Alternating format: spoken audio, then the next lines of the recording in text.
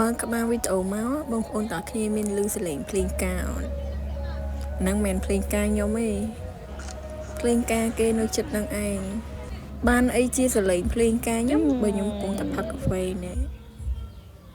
នៅនេះមកផឹកកាហ្វេឈៀគេផ្ទះហ្នឹងហ្នឹងមួយរយៈហ្នឹង stress ខ្លាំងមែនសួស្ដីអ្នកគ្នានេះ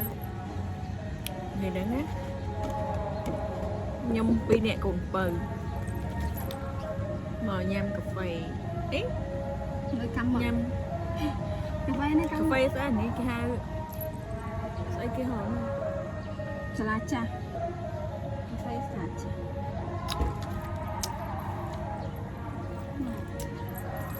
មកអត់មានដាក់ទេនេះមកកូនបើ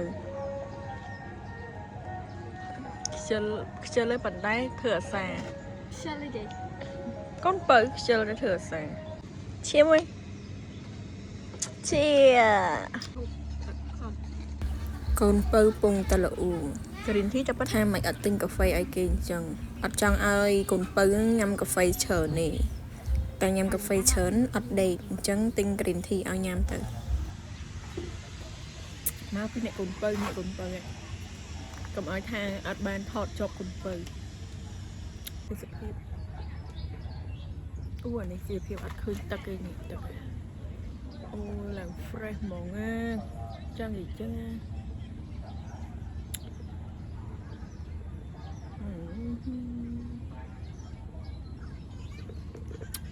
អ្នកគ្នាទៀងមើលថាខ្ញុំនៅណា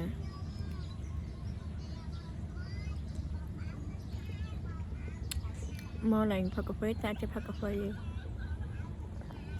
អញ្ចឹងកុំឲ្យយើងរឹងចាំយូរឥឡូវកូនបើហៅខ្ញុំមកថត TikTok លេងកូនបើពងហើបတ်ចំហៀងឲ្យត្រូវហើ filter ឲ្យត្រូវមកអត់ទេតើលេងកូនបើលេងខ្ញុំលេង60វិញគេលេងតែ5 10វិទេឯងចុចលេង60អញ្ចឹងមិនងុនកហើយយូបបួលលេងបាត់អីមិនបបួលលេងបាត់ឥណ្ឌានៅមានអីអ៊ំម្ចាស់ហាងគាត់មើលឃើញទៀនគាត់ពេកពួនមួយសិន